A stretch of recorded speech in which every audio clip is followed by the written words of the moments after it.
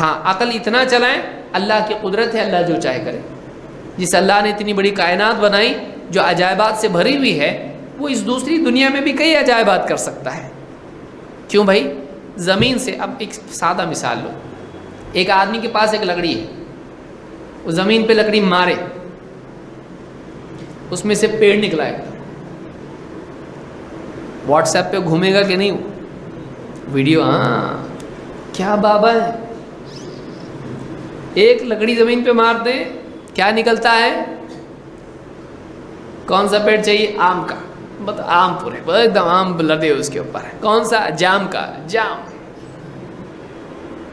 تو ایسا اگر کوئی کر کے دکھائے تو لوگ کتنا تعجب کریں گے. وہی اپنے آپ بغیر بابا کے سلو آ رہا، کسی کو تعجب نہیں ہوتا.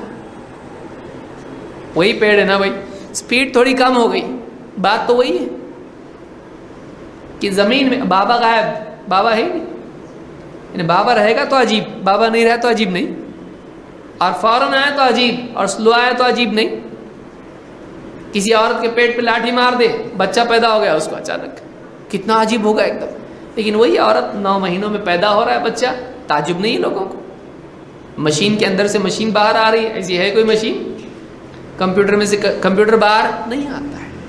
لیکن عورت کے پیٹ میں سے، جانوروں کے پیٹ میں سے بچہ باہر آتا ہے، اسی میں سے وہی. ایسی کوئی مشین ہے؟ گاڑی میں سے کار باہر، کار کو کار پیدا ہوئی، ہوتا ہے ایسا؟ کمپیوٹر کو کمپیوٹر پیدا ہوا، لڑکا ہے کہ لڑکی ہے پوچھو اس کو. نہیں ہوتا ایسا. لیکن انسان، آپ سوچئے، انسان میں سے انسان پیدا ہوتا ہے، ہڈیاں اس کے اندر ہیں، گوشت اس کے اندر ہے، اس کے اندر چمڑی ہے، آنکھیں ہیں، کان ہے، ناک ہے، اس کے اندر سب پورا جسم اس کا ہے. ایک انسان میں سے انسان باہر نکلتا ہے. عجیب نہیں ہے؟ اللہ کتنے عجائبات والا ہے. تو جو اللہ اتنے عجائبات کر سکتا ہے، آخرت میں بہت کچھ کر سکتا ہے. آخرت میں بہت کچھ کر سکتا ہے. لیکن ہماری عقل کتنی ہے؟ اتنی ہے. ہم سب نہیں سمجھ سکتے.